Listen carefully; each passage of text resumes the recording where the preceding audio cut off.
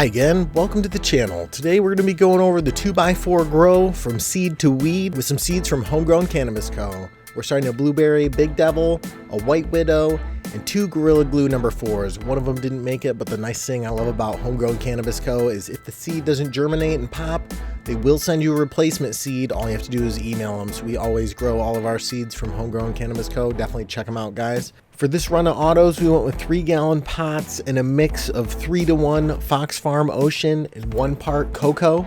Scoop the middle of the pots out with a solo cup and fill that with ProMix HP to start the seedlings in the pot, just because Fox Farm Ocean can be a little hot for seedlings, sometimes too much. So starting with ProMix in the middle, by the time they're big enough and reach the rest of the soil, they're ready to handle the newts.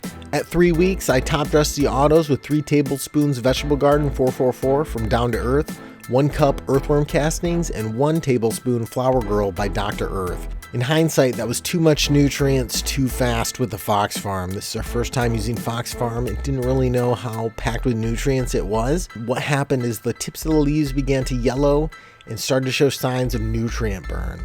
Now, learning that from this grow, next time I'm actually going to wait longer, I think 4 weeks before I attempt to top dress again, and give the autos a little bit more time to use up the nutrients that's already in the soil.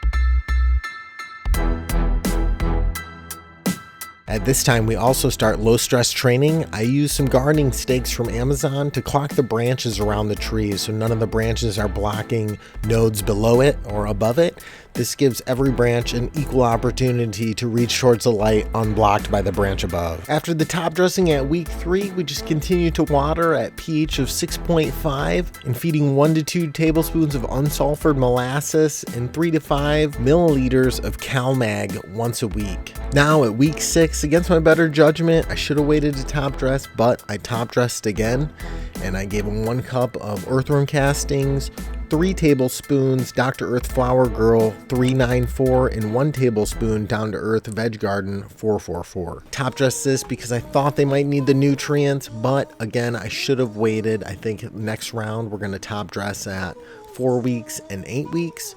But this time, this led to more nutrient burn. So what I had to do is actually flush the plants out after this because they started to yellow and show signs of burn and nutrient lockout. And to try and remedy the issues and deficiencies we were starting to see take place, I decided to flush the plants with 6 gallons of just regular water, pH to 6.5, just dumping it in the plant and letting it run through till it drains out to carry out the excess nutrients.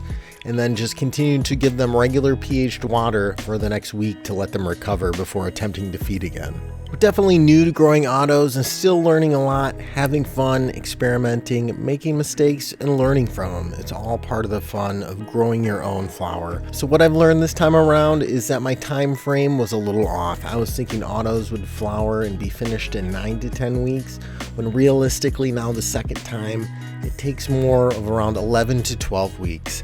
The White Widow and Gorilla Glue 4 ended up finishing out in 79 days, just shy of 84 days, which is 12 weeks, which I think is kind of the average now for autos and how long it would take to finish in a 3-gallon pot. The Blueberry Big Devil did suffer some damage and got stunted from the overnewts, so still trying to recover. That one is still in the tent, finishing out slightly, I would say 2 to 3 weeks behind the White Widow and Gorilla Glue 4.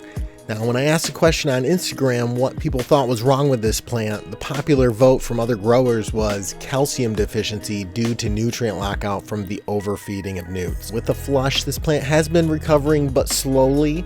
As you can see, there's still a lot of brown spots and deficiencies going on, but it is still growing.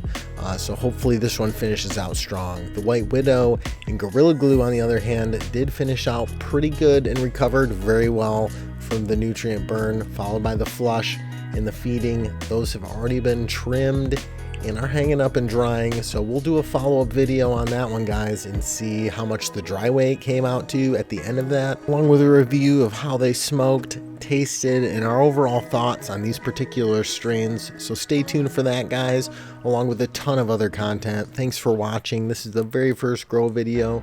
We're both very new to autos and growing in general, so we welcome any tips and pointers that you guys have out there.